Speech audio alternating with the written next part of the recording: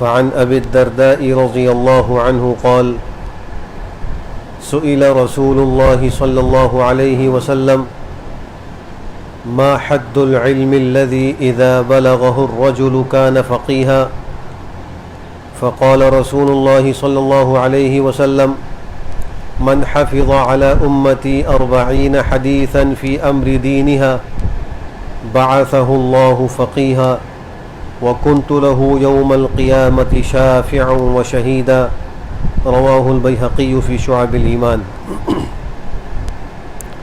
حضرت ابو الدرداء رضی اللہ تعالی عنہ سے مروی ہے کہ رحمت عالم صلی اللہ تعالی علیہ وآلہ وسلم سے سوال کیا گیا کہ علم کی وہ کون سی حد ہے جس تک پہنچنے سے آدمی فقیہ اور عالم کہلاتا ہے، تو ارشاد فرمایا میری امت کے نفع کی خاطر جو شخص بھی 40 احادیث محفوظ کرے گا دینی امور سے متعلق تو حق سبحانہ و تقدس اسے قیامت کے دن فقیہ اور عالم بنا کر اٹھائیں گے، اور میں خود بھی اس کے لیے قیامت کے دن جہنم سے نجات اور جنت کے داخلے کی شفاعت کرنے والا اور اس کے حق میں ایمان کی گواہی دینے والا ہوں گا۔ اس حدیث شریف کے اندر 40 احادیث کو یاد کرنے کی فضیلت ذکر کی گئی ہے۔ اسلامی علوم کے اندر اگر قرآن کریم کو، کلام الہی کو دل کی حیثیت حاصل ہے تو احادیث رسول صلی اللہ علیہ وآلہ وسلم کو شہرت کی حیثیت حاصل ہے۔ قرآن کریم کی تفسیر، اس کا آیات کا شان نزول اور اس کے تفسیری اقوال بغیر احادیث کے جاننا ممکن نہیں ہے۔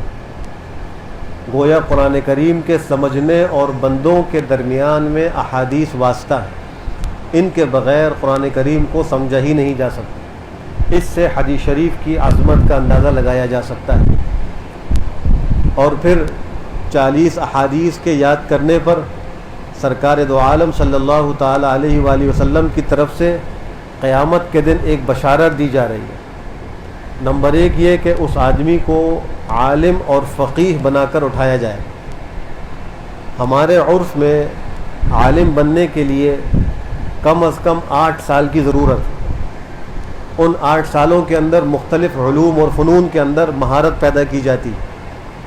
اس میں قرآن بھی ہے، حدیث بھی ہے، تفسیر بھی ہے، اصول حدیث بھی ہے، اصول تفسیر بھی ہے، فقہ بھی ہے، اصول فقہ بھی ہے، اور نحو صرف گرامر، منطق و فلسفہ، یہ سارے علوم۔ لیکن ہر شخص کے پاس نہ اتنی صلاحیت ہے نہ اتنا وقت ہے۔ لیکن اس حدیث شریف کی بدولت جو شخص یہ چاہے کہ کل قیامت میں اللہ کی بارگاہ میں مجھے عالم اور فقیہ بنا کر اٹھایا جائے تو وہ 40 احادیث حفظ کر لے۔ بعض احادیث بڑی مختصر ہیں اور ان کے مجموعے بھی چھپے ہوئے بازار میں دستیاب ہیں۔ کسی بھی مستند عالم کا چھپا ہوا رسالہ جو صحیح 40 احادیث پر مشتمل ہو اس کو لے لیجئے، اس کو یاد کر لیجئے، یا دوسری صورت یہ ہے کہ اس کو دوسروں تک پہنچا دیجئے، اس پر بھی یہ فضیلت ہے۔ بہت سے لوگ ہیں ان کا حافظہ کمزور ہو جاتا ہے، بڑھاپے میں چیزیں یاد نہیں ہوتی، تو اگر وہ ان احادیث کو پہلے پڑھے، سمجھے اور دوسروں تک اس کو پہنچائیں تو اگر 40 کا فگر پورا ہو گیا تو انشاءاللہ اس حدیث شریف کی روح سے کل قیامت میں نمبر 1 ان کو فقیہ اور عالم بنا کر اٹھایا جائے گا۔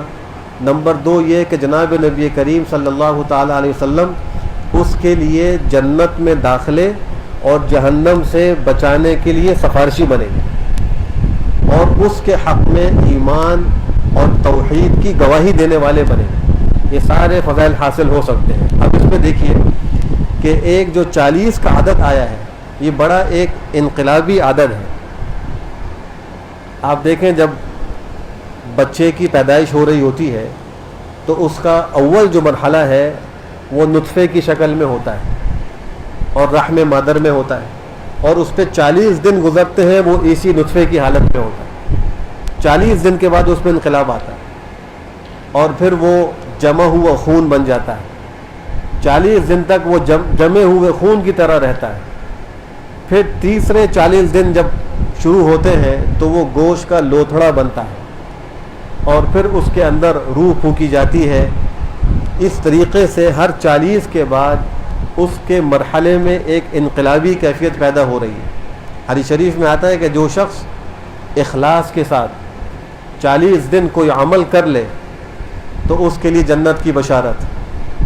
اور فرمایا کہ جو شخص 40 دن تک نماز با جماعت کا اہتمام کرے تو اس کو 2 پروانے دیے جائیں گے, ایک جہنم سے بچنے کا اور دوسرے نفاق سے بری ہونے کہ وہ منافق نہیں ہوگا. منافق 40 نمازیں اکٹھے نہیں پڑھ سکتا.